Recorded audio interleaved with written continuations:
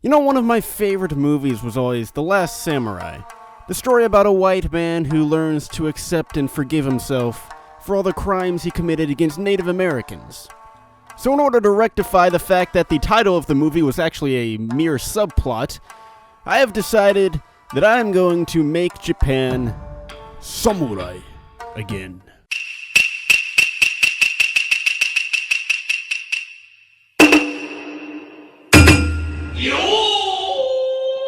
What we're going to do first is to bring back the old shogunates.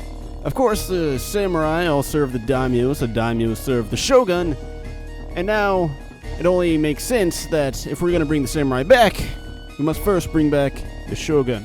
I always thought it was unfair that it was, all Tenno-heika Banzai this and long live the emperor that. No one ever shogun-heika Banzais. I'm here to change that. Of course, that also means we're going to need to change the name here. Let's change that to Samurai, give them the katana logo, and there we go, Samurai. And these shitty units down here, they will be the Ashigaru. And obviously, because they're a bunch of filthy peasants, that means they get the sickle insignia. So, we have staged a young officer coup. The emperor is no longer in power, even though it says he is. Just ignore that. At least we've got the old Tokugawa flag back.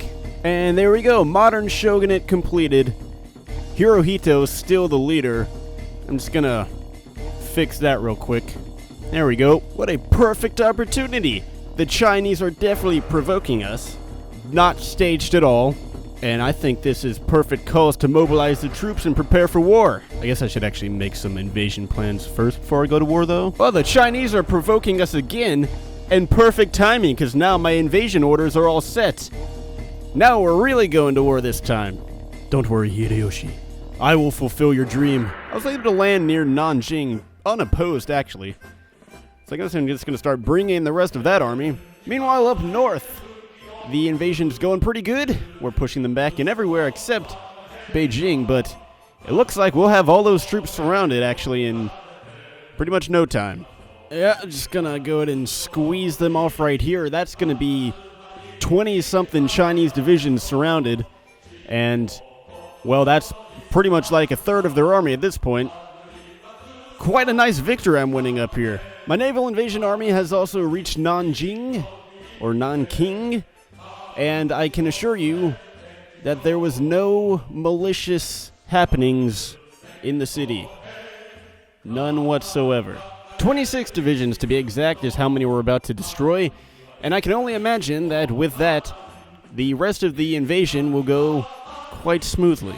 So I pretty much own all of northern and eastern China now, and I have a whole nother pocket of Chinese divisions surrounded, and that's about, 10-something, which is about half of what they have left at this point, and really this invasion just keeps getting easier. Once I walk into Changsha, that should actually end the war. The Chinese are about to capitulate. There we go.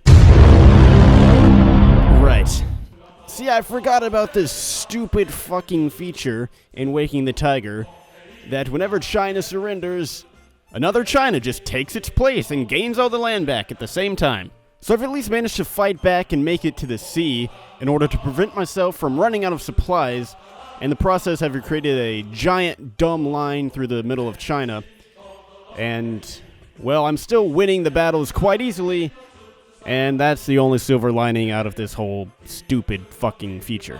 And I don't want any funny business going on with the Guangxi clique down here, so I'm going to have a front line ready and an attack order ready, just in case once I defeat New China, if China 3.0 decides to rise up down there, I can easily deal with them.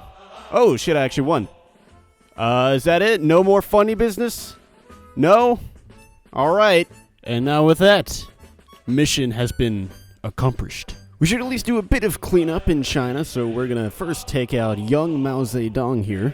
You see, the communists are the natural enemy of the samurai. They seek to raise the Ashigaru up to the samurai, but we'll always be there to keep the Ashigaru in their place. Haven't really been paying attention to what's been going on in Europe this game, but to catch you all up to speed, you have the Axis taking on the Polish alliance that I still can't pronounce, and the Allies. The Germans are held up at Danzig, which means Poland is still alive, but Italy is currently entering France's back door and giving them a right anusing. Poor Shanxi. Of all the mustachioed leaders, yours is definitely my favorite. So the Germans eventually took over Poland and then got invaded actually by the Soviet Union. For once, they were not the ones doing the invading, but I think to top off this glorious samurai conquest, we should invade the Soviet Union ourselves. For some reason, Jose decided to join the Comintern after France had already died, which meant they just got bum-rushed by Italy even worse than France did. I'm really starting to think no matter who wins the Civil War, Franco or Jose, Spain's just screwed either way. Neither of them are really good at anything. Kingdom of Romania has joined the Allies. Kingdom of Romania has joined the Comintern. And see, I don't feel like that's allowed. It looks like Romania's gone with Comintern, but they tried. They tried to get into two alliances. And now that I'm at war with the Allies as well, I may as well begin conquering some of Southeast Asia here. Indonesia is quite rich in resources in this game. They got that nice rubber, as well as Singapore. So we'll make those our prime 2 targets and liberate the local populace from their colonial overlords.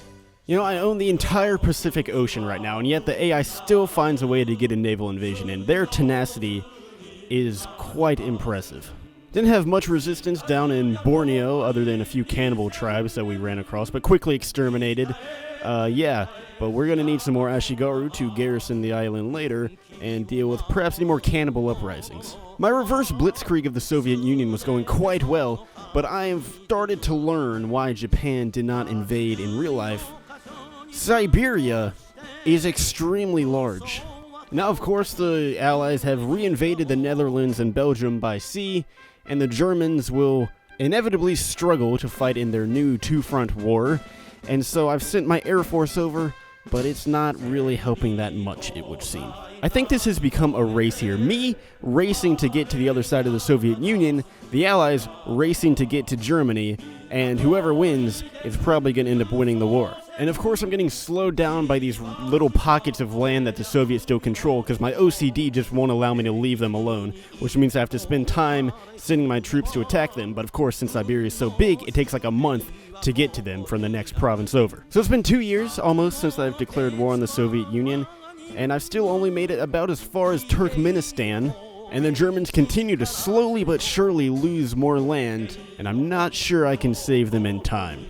I've now made it across the Urals, which is good because I'm getting close to the heartland of the Soviet Union, but the Allies have already crossed the Elbe, and Germany might die in the next few months. Holy shit, this may be just the break we need. Romania's gone rogue and attacked Yugoslavia, thus drawing the entire Comintern into a war with the Allies, and Germany might just be saved here in time for me to reach them. Well, I tried my best. There was just nothing I could do. Russia's just too big. There's too many people. I'm slaughtering them by the hundreds of thousands, if not millions. And yet they just keep coming and slowing me down. But I was determined. I kept pushing, and I kept pushing hard. And now we finally reached the edge of Romania, and the Soviet Union is almost dead. Soon, we'll be able to liberate Germany from their ally occupationers. We've done it. Nearly 4 years and an entire continent later. But we've finally done it. The Soviets are dead. But the war is not over. We're still at war with the Allies, and now we must begin to push them back. And we also must push back the Romanians too, who are the last bastion of the Comintern, and claim ultimate victory for the samurai. So believe it or not, I don't record all of these in one sitting. So when I loaded up the game again, the mod I was using for the cool Tokugawa flag wasn't working. And now I just have the old boring non-aligned flag again. But flags aside, the Romanians are almost dead. I think oh no, they're already dead. And I guess with that, the war against the Comintern is finally over. And look who has the most points. Well, it looks like we really showed the Comintern our guns, huh? I feel like the comments won't be very nice to me for that one.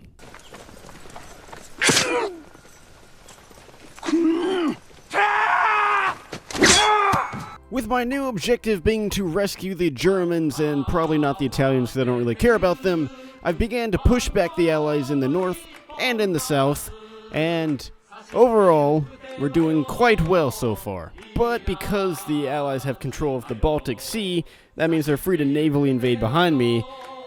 So now I'm going to have to take out this force that was guarding the homelands of Japan, convert them into SRAF, and send them on over to Russia. They'll get there in like 10 years probably. So now me and the Allies are playing an interesting game where we both actually keep pushing each other to the west, and we're seeing who can push further to the west at a faster pace. The good news, SRAF has shown up and they've made it to the front line and can begin fighting back. The bad news, well, it's already gotten a bit out of hand. Now they've also invaded Romania through the Black Sea, so one of my armies in the south is going to have to deal with that as well, which pretty much means our advance in the south has come to a complete halt. Up in the north, though, we continue to drive them back. We're actually closing in on Berlin, and soon we should retake the German capital. The Allies may be completely swarming our back lines and taking over the entire Soviet Union from me, but the samurai only know one word in English, and that is forward, and we shall keep going forward until we reach the ends of the goddamn world, for all I care. I got the Netherlands to surrender, so maybe that'll take a bit of pressure off. Oh god, look at those front lines. Those are just disgusting. I know it looks like I really messed up Europe, but I actually say I fixed it, because now it looks a lot more like the old 1700s Europe did. But with that, I think that should be the end of the video. We've liberated Germany for the most part. We've made Japan shogunate again, / samurai again. And it was all in all a good conquest. Thanks for watching. Hope to see you in the next one.